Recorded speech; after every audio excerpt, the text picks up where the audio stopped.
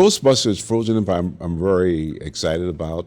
You know, Paul Rudd and Carrie Coons, and they're all great, and I'm very, very proud of it. So it crosses generations, and and not many films do that. Now, from Funko Hollywood, it's time for Pop Talk!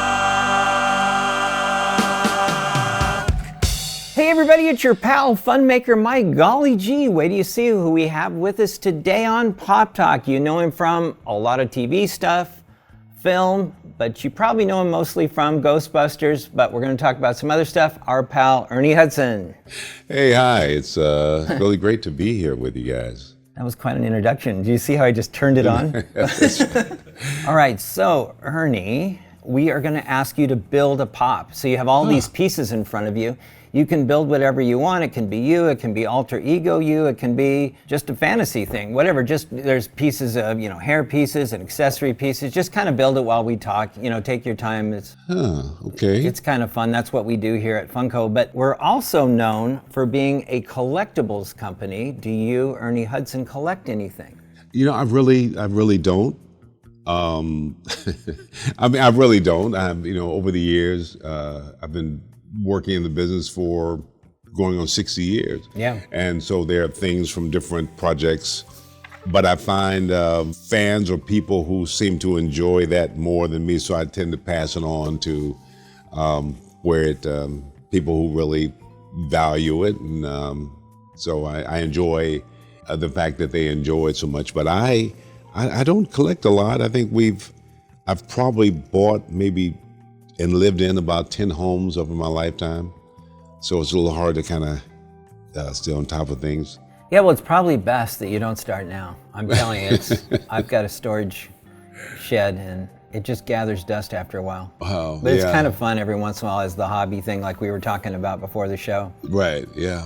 Let's start with the hard-hitting questions. I know you just did a wrap on Quantum Leap, right? Yes, we just wrapped our second season on Quantum Leap, which was really a lot. It was very exciting, a lot of fun. Raymond Lee is the leaper, the star of the show, or I consider the star of the show. So the stories really center around the leaps that he does. You wouldn't happen to have a black leather Oxford men's 14. Magic. Wow. It says here your character is Herbert Magic Williams. Yes. Magic was one of the characters from the original Quantum Leap, and he sort of had been leapt into. And he is an admiral who found out more information about the project and was responsible for getting the Pentagon to start it back up again. So he kind of runs the project with this amazing team of people.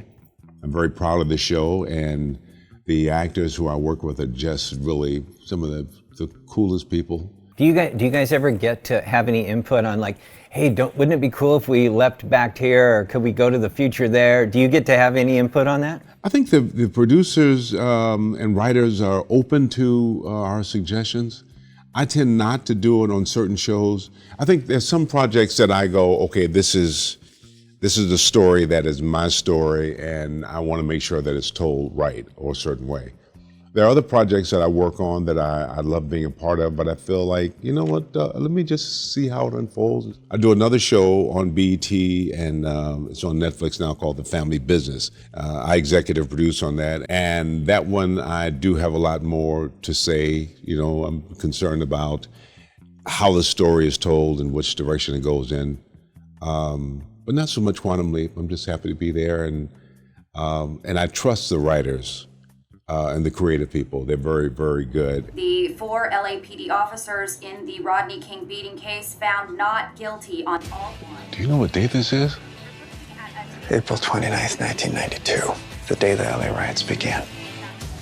And I'm always curious to see how the story unfolds. What about like certain storylines? Are you ever presented with scripts or things that you just go, you know what, this isn't for me? Like let's say you got down into season 2 and you see the going a different, is there anything you kind of go, you know what, guys, this isn't going to be for me if we keep going down this path? Yeah, I mean, obviously when you sign on for a series, especially, you sign on for a long time, 7 years, I think. So it's a little bit hard to say I changed my mind after, but sometimes you do have you have to say, I can't do this way. Writers are very particular, and sometimes they want you to say their words and do exactly, and sometimes they're not very good. And you have to go, I can't make this work. I mean, my job as an actor is to tell this story and to try to bring integrity to this character, but the way it's written, I can't do that, so we need to, and I'll change. I don't like doing it. Years ago, back in the 70s, I want to say early 70s, I did a show called Highcliffe Manor. And I was a single dad. I really needed the job. Yeah, really. And I went in, I really fought to get this show. And so once I got the job, which was paying me more money than I ever made, the character's name was Bambo, which kind of reminded me of Sambo. He had gold teeth, he had an earring, my head was shaved, and he said "Buana" a lot.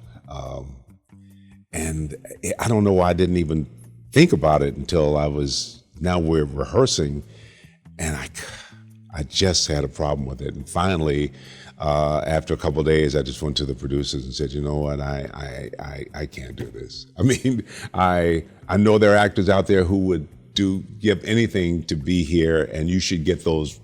But first off, I'm a single dad. I have 2 sons. I just can't. I can't do it. I don't. And they said, okay, well, thank you very much. And and I went home thinking, okay, how do I pay the rent? And bills keep happening. But 2 days later, I got a call from the producers and said, we thought about it and we really want to make this work out. And so they changed the character's name from Bambo to Smythe. He was a voodoo priest from South Africa who took a canoe across the Atlantic. It was a comedy. But they thought, well, maybe if he graduated from Oxford. So he understands medicine. He graduated from Oxford. His name is Smythe, and we'll get rid of the gold teeth. And they did enough to make it work. I think the intentions of people aren't always bad. They just think, oh, well, this will be funny if we just, and you go, it's not funny. And but I think most of the time people want to make a good product. They want the work to be good, and they'll trust you if it's coming from an honest place. But do you think that was a landmark decision for you in your life when you decided at the time you needed that job the most, the money the most, being a single dad, and you thought, I just to be a man of principle at that moment and just say, you know what, I just can't do it. It's not going to work. Do you think that was a big moment for you? It was a huge moment for me because, you take those stands, you don't know what's going to come. I don't know if it's going to end my career. I don't know what's, but it's always a learning experience. I think if you just trust yourself. The Dukes of Hazzard job, I went in and auditioned for this part.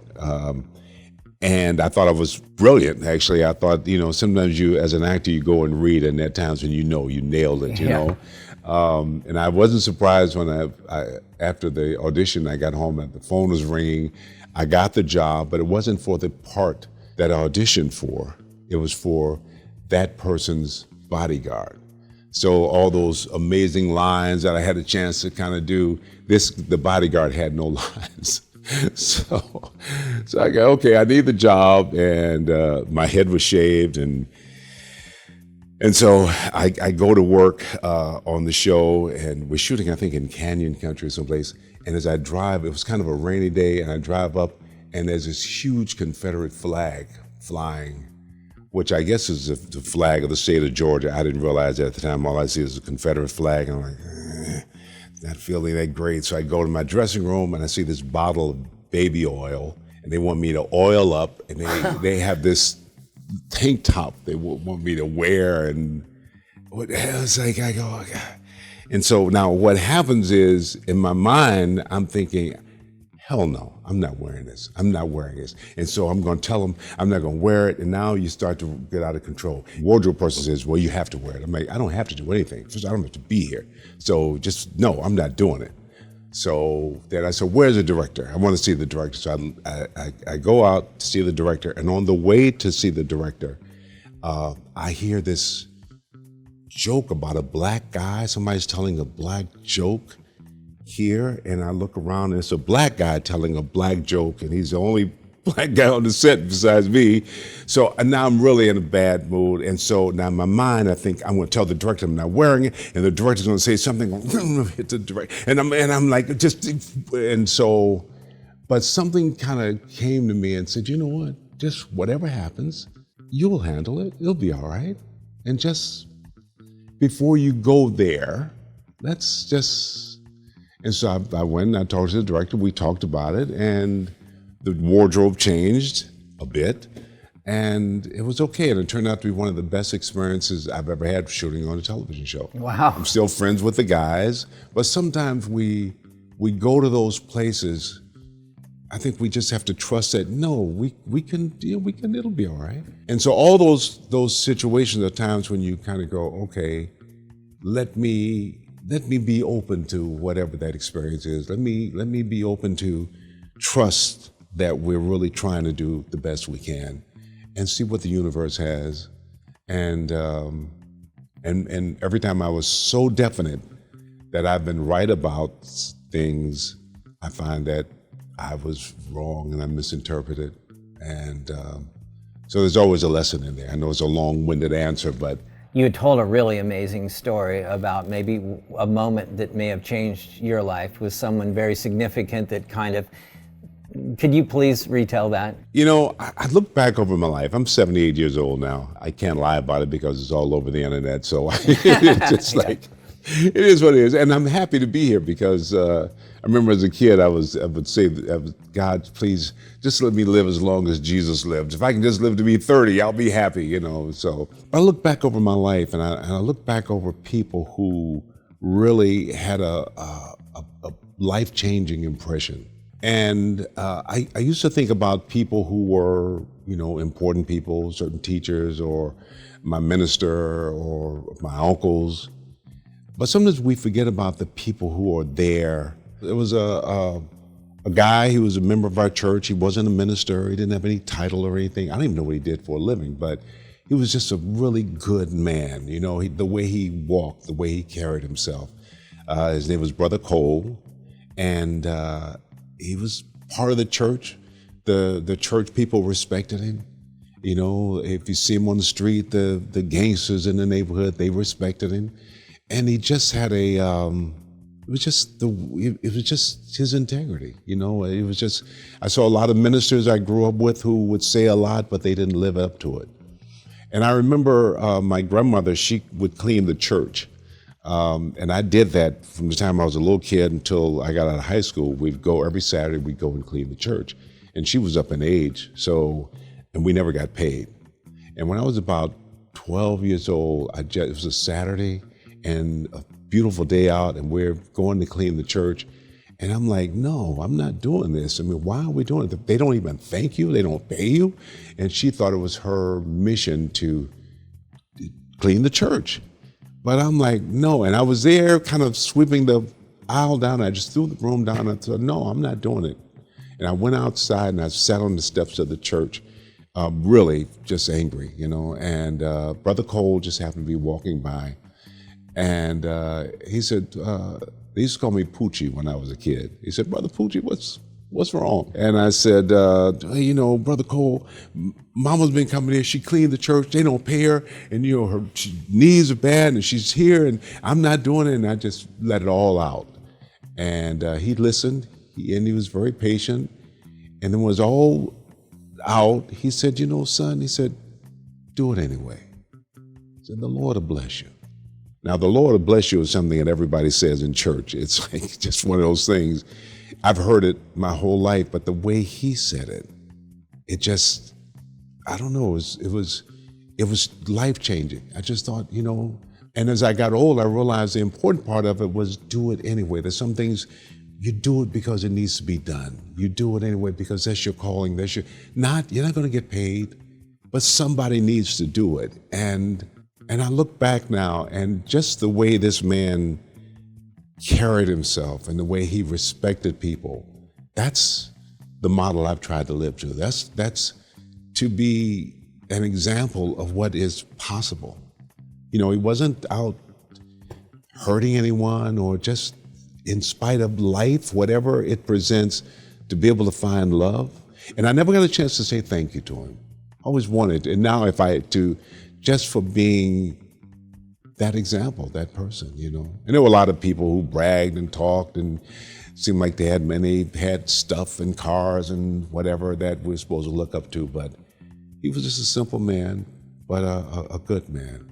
Well, thanks for sharing that. I love that. It's such a powerful story. And then you had shared another story about, in a way, you were Brother Cole for a lot of people in your career, because you had talked about how someone had shared with you how you had changed one kid's life by doing something as simple as signing an autograph and telling him to get his stuff together and stay in school and get good grades. And it turned out that his whole life changed, and in a way you were paying it forward, passing it forward. I think it's how we live our lives. I think we sometimes want, certain outcomes, but I think it's to be the best person you can be. I don't mean but none of us are, angels or anything. We all make our mistakes, but to live our lives knowing we're part of a community. Mm-hmm. We're talking about I live up in the San Bernardino Mountains. I have a house up there, and I was filling my car up, and a car drove by, and this guy did a U-turn. He came back to the gas station. He got out, and he thanked me because years before I had signed an autograph for his son, who had been in and out of trouble. But on the autograph, I said, "Study hard. You can be whatever something to that nature." And he said his son put the picture up and on his mirror, and he started studying, and he was just graduating from college, and just really. But we never think about those things. You never know. But there are people always watching. People, young people, but people who need something to believe in, just something to be inspired by, and we're here for that reason, to be that. How we work out our issues and our problems, how we carry ourselves, the example that we set, and we think it's all for us, but it's for the community, it's for the world. It's what it's that one thing that keeps someone from going all the way over to the other side. And I was told a story years ago, and I'm embarrassed that I can't give credit to where it kind of comes from. But it was about a man who's in this dark room. It was barely any light. It was murky and scary. And in this room, he was locked in, and there was a snake. And he was so afraid of this snake. And he just was like, he didn't know what the snake was. It was like, really. And then for a brief moment, the light came on. Just for a moment. And he looked over in the corner, and it wasn't a snake, it was a rope that was curled up. And the light went back out, but his life changed. It's just somehow and I think that's what we do. For a moment, we bring a little light into a situation that looks impossible, and then they look and go, "Oh my God, he started Funko in his garage, and now that's possible." And I think that's what we do for each other, and that's what we always need to be aware of. Because sometimes we feel it's all on us, and we're all alone, and it doesn't matter what I do, and it does. It really does. Yeah, that's a great story, because you think that dark room could be, your head, your mind. Right. It's very, and then, every once in a while you can take that nugget of something, and that's that light that kind of makes you realize like something's possible. Yeah. Or it's not as hard as you thought, or just to give you that one the light, the opening. Well, and especially I think in certain communities where there doesn't seem like there's a lot of light, you know what I mean? It can be who knows? Because we all draw inspiration from different places. So let's get to the Ghostbuster stuff. Okay. Oh, Ghostbusters. Yeah, I did that movie. Yeah. But Ghostbusters Frozen Empire, I'm very excited about this movie. I think it's going to be great. Yeah, so many things. I mean, we can talk about the new cast, the new Ghostbusters, Paul Rudd and Carrie Coons and McKenna Grace, and they're all great, and I'm very, very proud of it. I think these are from that. These are the pops we're doing from the... Oh, wow. This is so cool. You know, I've done a lot of movies and TV shows over the past almost 60 years, and, to have one that people, like and still, 40 years later, still excited about, that means a lot. I could not be more thankful. Ghostbusters, one of those movies that crosses generations. I was at a convention a few years back, and there was a family there, a young family, kid, his wife, baby, and his mother. Yeah. And the baby had a Ghostbuster jumpsuit on. The baby was about maybe 10 months old. It was just a perfect little jumpsuit with the name tag. Mm-hmm. And I said, wow, that is so cool. I said, where'd you find the jumpsuit? And the mother said, I made that for him when he was a baby. And now his baby's wearing it. And so it crosses generations, and and not many films do that. We were talking about, it always comes back a lot of times to family. Yeah, I think, we're at a point now where I think we're going to have to kind of redefine what that means, because our traditional families, it's kind of hard to make that dynamic work. Maybe it was really established during a different phase in our human development. And so many families don't work and function the way we think they should. How do you be a good dad? That's been sort of a big issue with me. How do I give them your issues aren't your kids' issues. That was the hardest thing for me. The things I think, if somebody had just taught me this, well, my kids aren't interested in that. It's like they're at a different place. But the people who give us a space to grow and become who we are, it's so important. I mean, I love the idea of the traditional family. It's just a lot of that is sort of falling apart. But wherever you find family, whoever was there. Yeah. My mom died when I was 3 months old. I never knew my dad. My grandmother she would say, I'm your mom, your dad, your everything. But she was amazing, and she just gave me the space, and she really took the time to listen to me and allow me to ask all those questions about God, the universe, or whatever. Couldn't talk about sex, but aside from that. But I think it's, family is so important, and I think I've seen people walk away from their family because they felt they don't need it. But we do. Unfortunately, we can't be what someone else thinks we should be. That's the thing. Well, my dad should be like this, and I don't want to deal with him if he's not. Well, it's kind of, that's your dad. Yeah. But family is really important. Let's talk about, what is it like, Ernie Hudson, to be popped?